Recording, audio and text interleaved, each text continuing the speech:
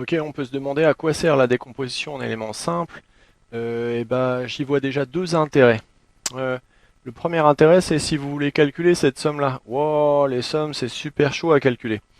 Bah, le fait qu'on ait une fraction rationnelle ici, on pourrait se demander, bah tiens, est-ce que je pourrais pas la décomposer en éléments simples celle-là? Alors effectivement, si on la décompose en éléments simples, on peut déjà trouver les racines de ce qui est en bas et décomposer comme ça. Et après, quand on décompose en éléments simples, on trouve ces éléments simples-là avec ces constantes-là. Et du coup, bah ouais, parce que si vous multipliez par n-1 et que vous prenez 1, vous trouvez 1 demi. Là. Si vous multipliez par n et que vous prenez n égale 0, vous trouvez moins 1. Moins 1. Si vous multipliez par n plus 1 et que vous prenez moins 1, vous trouvez 1 demi.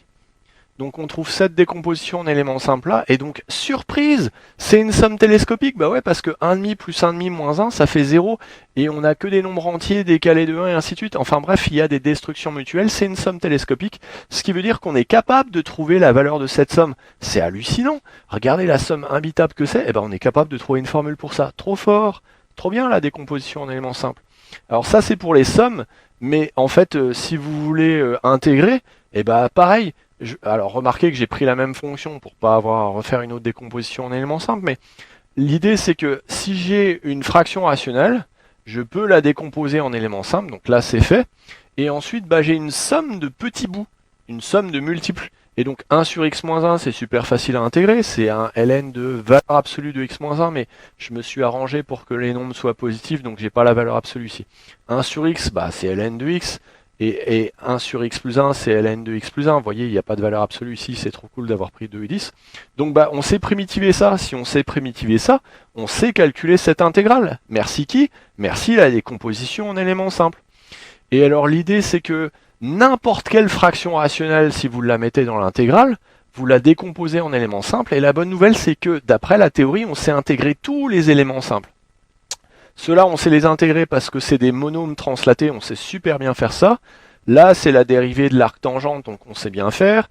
Là, c'est la dérivée d'un ln de x au carré plus 1 avec un demi, on sait bien faire. Par contre, c'est un peu plus chaud avec ces bidules-là, faut faire des intégrations par partie, c'est un peu plus relou.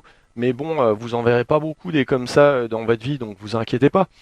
Hein, et puis bon, le cours, il vous dira aussi comment faire si vous avez besoin, ou Internet. Donc la moralité, c'est que la décomposition en éléments simples, ça donne des pouvoirs. Hein. Maintenant, on est capable de faire ça, quoi.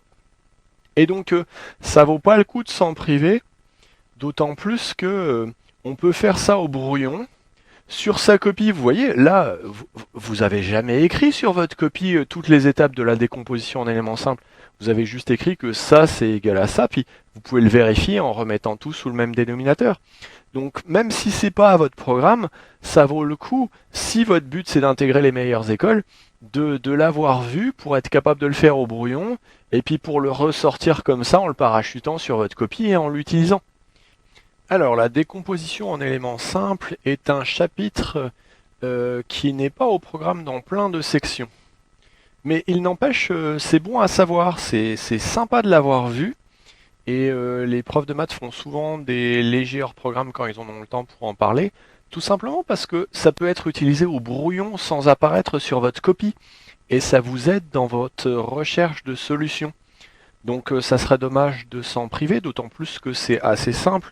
On va expliquer le principe en une dizaine de minutes, et en une demi-heure, trois quarts d'heure, on a fait le tour de toutes les techniques à savoir. Et ensuite, ça vous renforce en intégration, ça vous rend capable d'intégrer toutes les fractions rationnelles. Donc ça vaut le coup. Euh, donc par exemple en ECS c'est pas du tout au programme, mais je recommande à ceux qui peuvent y consacrer une heure de leur vie de regarder cette vidéo pour voir comment on fait parce que ça peut les aider. Ok, et donc en fait une fraction rationnelle c'est un quotient de deux polynômes. Donc c'est une famille de fonctions très très vaste, on tombe souvent dessus, et l'idée c'est que grâce à ce chapitre, on va être capable d'intégrer toutes ces fonctions-là et d'en trouver des primitives. Donc c'est très précieux. Euh, ok, alors comment est-ce qu'on fait? Eh ben, il y a plusieurs étapes. Alors, j'ai pas tout détaillé par écrit parce que c'est relou de l'écrire. Je vais juste dire en gros ce qu'il faut faire à l'oral et l'expliquer après plus concrètement sur des exemples. Donc en fait, l'idée c'est que c'est compliqué à primitiver directement ça. Donc l'idée c'est qu'on va simplifier cette expression-là en l'écrivant autrement, dans le but d'obtenir des petits bouts plus simples qui sont plus facilement intégrables. D'où le nom décomposition en éléments simples. On a un truc compliqué, on va le décomposer en petits bouts plus simples, plus gérables. Et donc il y a 4 étapes. La première étape, qui est optionnelle, on regarde le degré de ce qu'il y a en haut, et j'ai changé mes notations. Donc c'est si le degré de n est supérieur ou égal au degré de d, on fait une division euclidienne. Donc c'est seulement si le degré du haut est supérieur ou égal au degré du bas, sinon on n'en fait pas. Donc le fait de faire une division euclidienne, ça simplifie parce que du coup on a n égale un quotient fois d plus un reste, avec le degré du reste qui est strictement inférieur au degré du truc par lequel on divise. Et donc forcément quand on reporte ça dans f, bah on a qd sur d, ça fait juste q, un polynôme qui s'intègre très bien.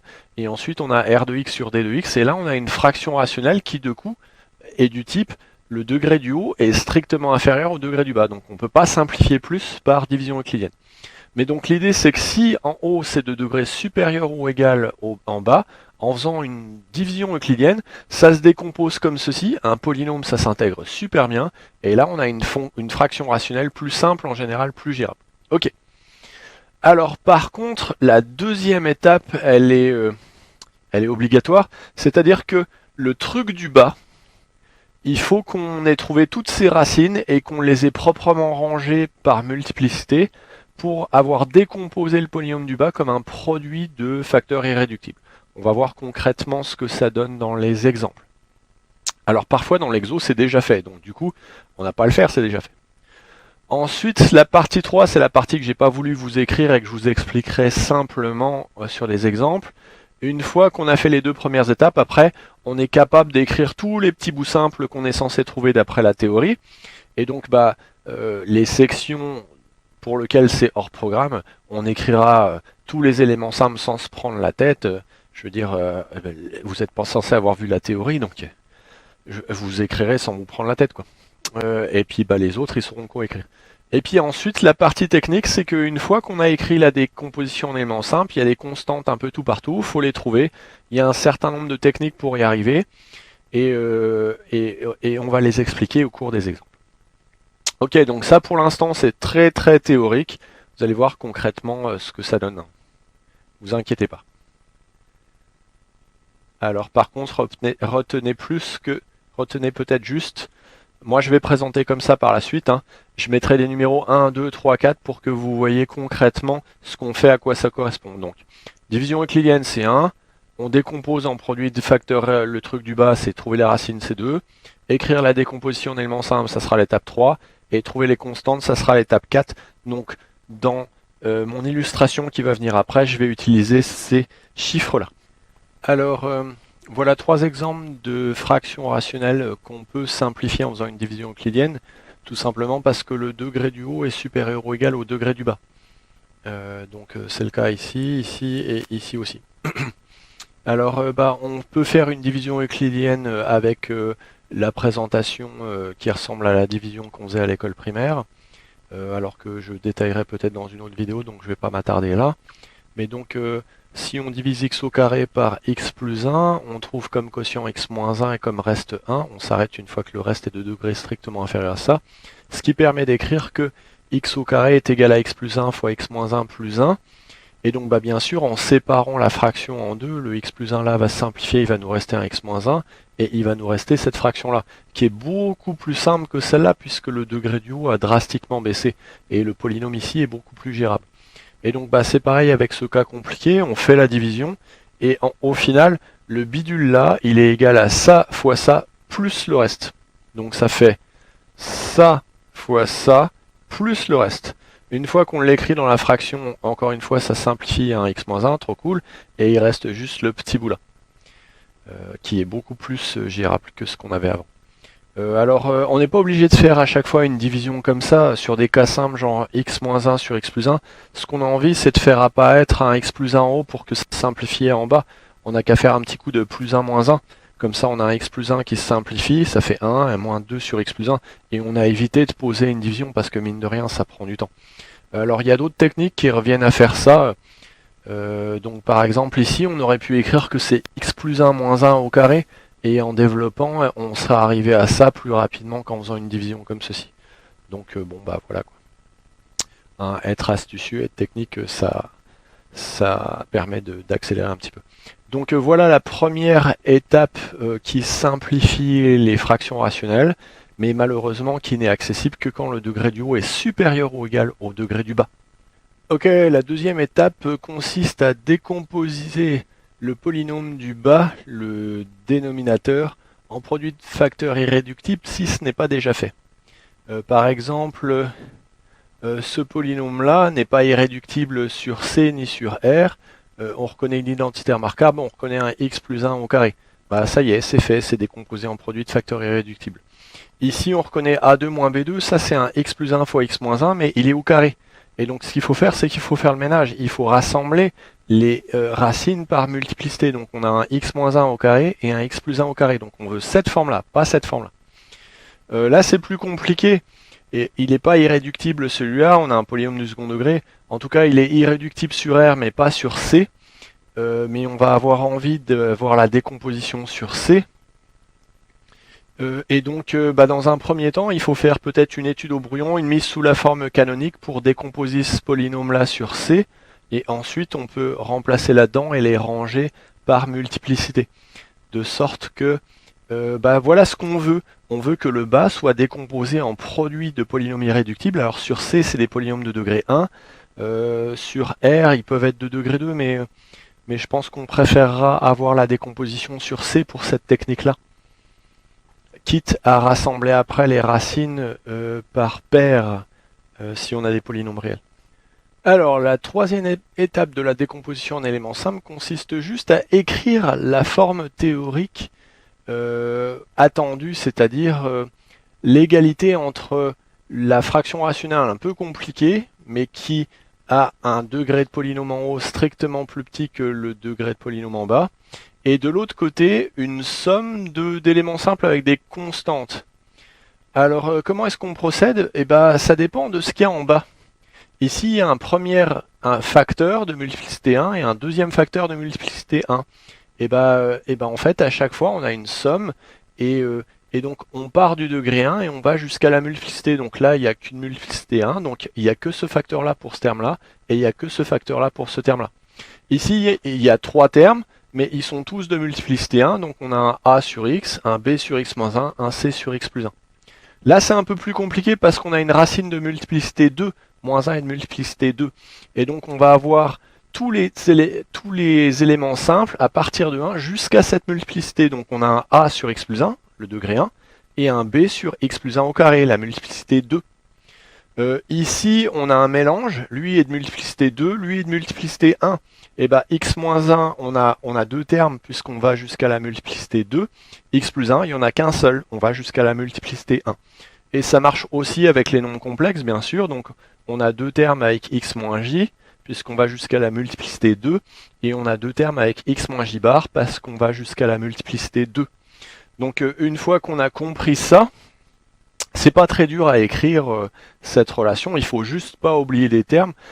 On a autant de termes en ce qui concerne un élément simple que la multiplicité qu'on a trouvée. Voilà. Et donc c'est important d'écrire proprement sur sa copie, enfin sur son brouillon, puisque vous ferez probablement ça au brouillon, la relation là. Et dans un second temps, à l'étape 4, on va donner tout un tas de techniques, et en général elles sont simples et sympas, qui permettent de trouver les constantes dont vous avez besoin.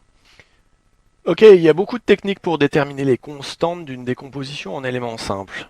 Alors, le principe c'est qu'on commence par écrire la décomposition en éléments simples, et ensuite on se démerde pour essayer de trouver les nombres a et b. On se démerde, mais de la manière la plus efficace possible, et la théorie va venir nous aider. Alors une extrêmement mauvaise méthode, ça serait de mettre sous le même dénominateur, d'identifier ce qui est à gauche et ce qui est à droite, de résoudre un système, donc ici on aurait deux inconnus, deux équations, deux inconnus, et pour finalement trouver A et B. C'est une méthode qui marche, mais c'est extrêmement bourrin et calculatoire, faut surtout pas faire ça. Comme de par hasard, c'est ce qu'ils font dans les épreuves de concours, souvent. Bah ouais, ils font rarement dans la finesse et dans la légèreté, hein. Mais bon, si vous voulez aller vite, réussir et surtout économiser de l'énergie, faut pas faire comme ça. Donc par contre, pour ceux qui ont un chapitre sur la décomposition éléments simples, bien sûr, le cours suggère des méthodes vachement plus malines et légères. Et c'est ce qu'on va voir là maintenant tout de suite. Donc, essayez d'éviter d'identifier et de résoudre des systèmes, les gens. Alors, bah, par exemple, ici, on est dans le cas simple. Le cas simple, c'est quand les multiplicités de vos racines, c'est 1. Ici, on a 1 racine de multiplicité 1 et moins 1 racine de multiplicité 1. Donc, ce qu'on fait, c'est qu'on écrit la décomposition en éléments simples. Ensuite, vous voulez trouver A, et bah, ce que vous faites, c'est que vous multipliez tout par x moins 1. Ça simplifie le bout là, hop. Ça simplifie le bout là, hop. Et le bout là, on s'en fout parce qu'il va être multiplié par x moins 1. Et immédiatement après, on va prendre x égale 1. Donc c'est pas la peine de l'écrire. Si on prend x égale 1, il vire. Et si je prends x égale 1, bah j'ai 1,5 égale a. Voilà, hop, j'ai déjà trouvé a. J'ai pas résolu le système de 2, j'ai pas mis sous le même dénominateur, j'ai pas identifié les trucs. Regardez, ça se fait en 2 secondes. Je peux même le faire les yeux fermés. Pour trouver b, j'ai même pas besoin de regarder ce qui va se passer là. Je multiplie tout par x plus 1, comme ça simplifie. Le bout là, il va pas intervenir, le bout là est simplifié. Et ensuite, j'ai multiplié par x plus 1, je remplace x par la racine qui fait que x plus 1 est nul. Bah ouais, l'idée c'est que le bout là, on le connaît pas, on a envie de le faire disparaître, donc on remplace x par ce qui fait que ce bout là est nul, genre moins 1. Moralité, quand on veut avoir a, on va remplacer plus tard x par 1, mais on a intérêt d'abord à multiplier par x moins 1, sinon on va avoir du a divisé par l'infini, c'est pas cool. C'est pour ça qu'on commence par faire une multiplication. Pour trouver b, on a envie de mettre x égale moins 1, mais d'abord on multiplie par x plus 1. Et donc bah voilà ce que ça donne, on trouve vite fait A et B.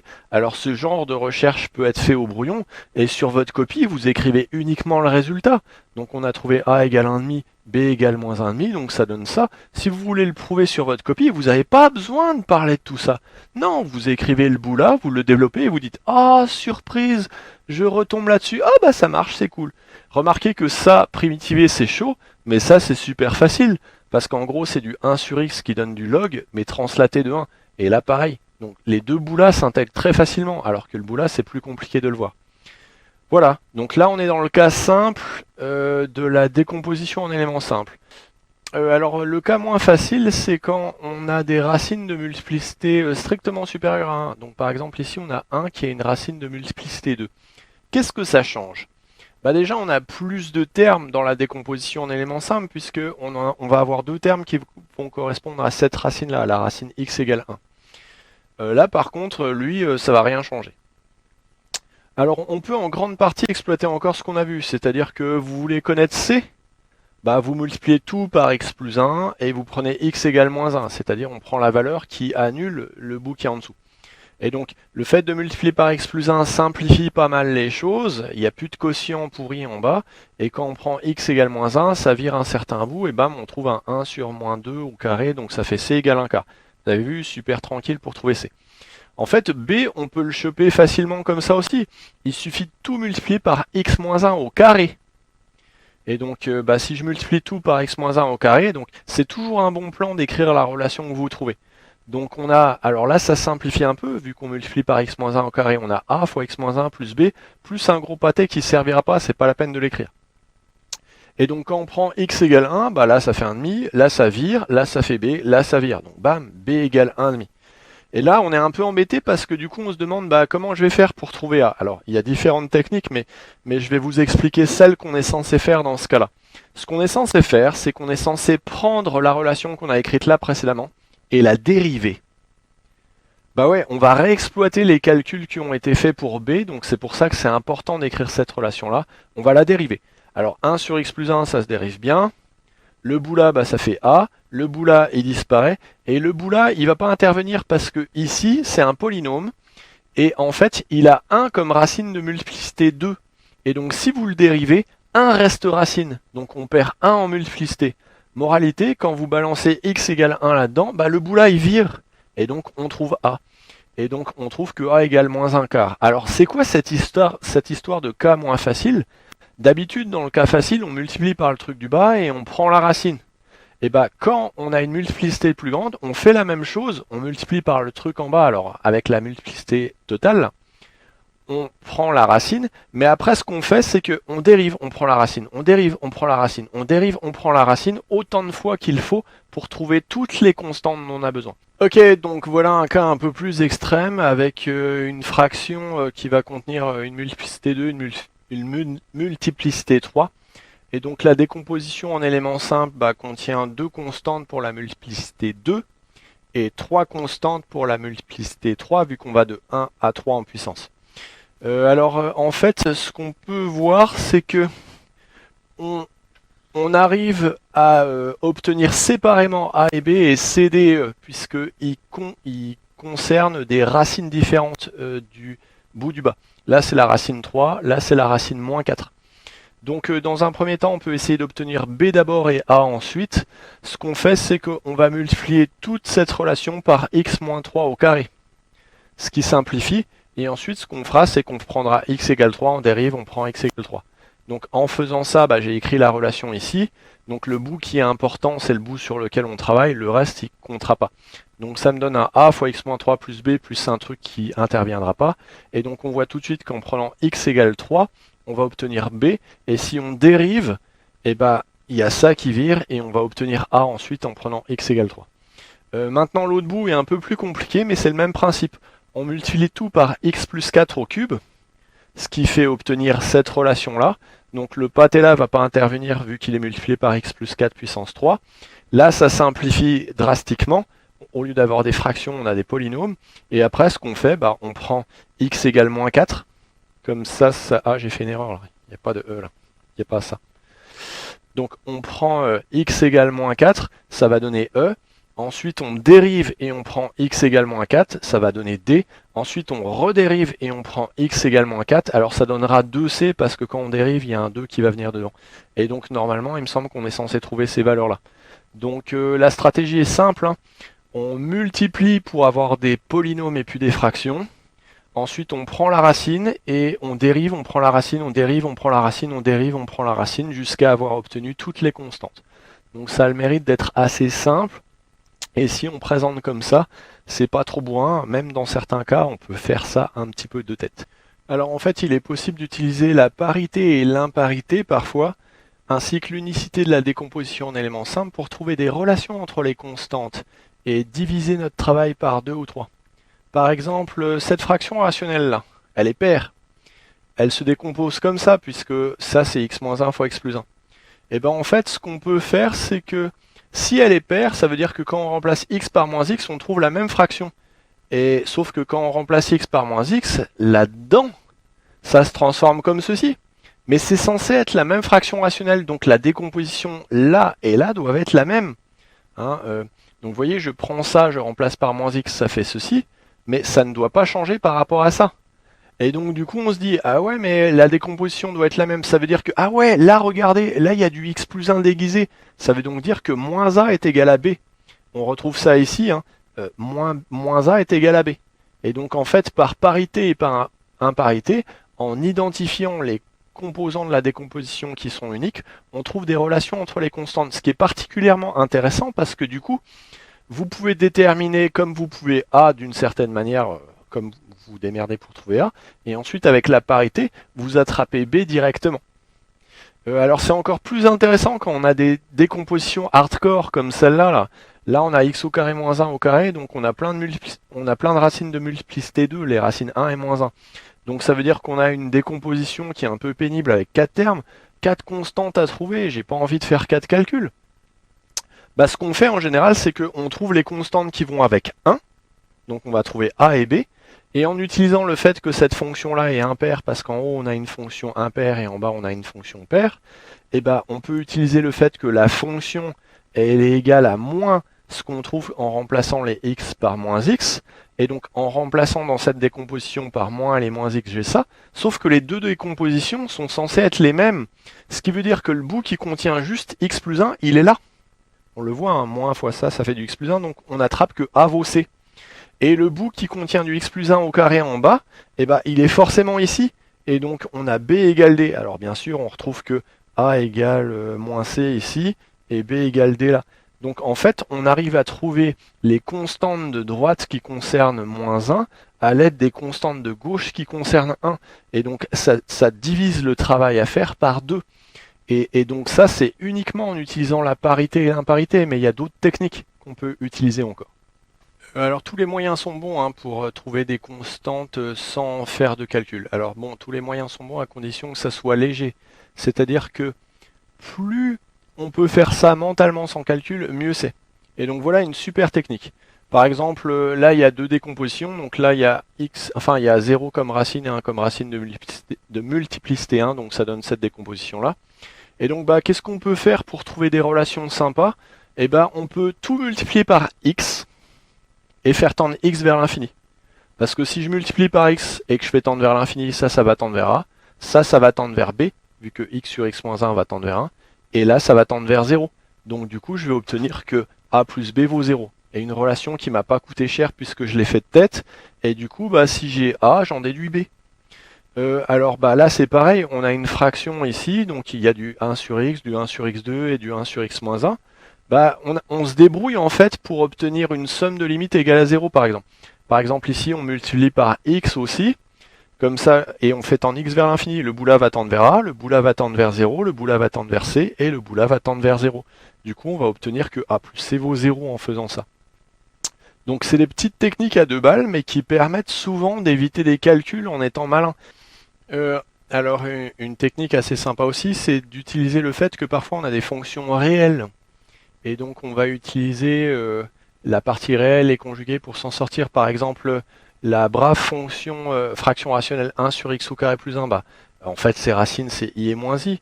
Et donc on va avoir une décomposition en éléments simples qui va avoir cette tête-là. Alors attention, a et b sont des nombres complexes ici. Eh bien, qu'est-ce qu'on fait? Bah, on utilise que ça c'est un nombre réel, donc il est égal à son conjugué. Et donc s'il est égal à son conjugué, ça veut dire que ça, c'est égal à son conjugué.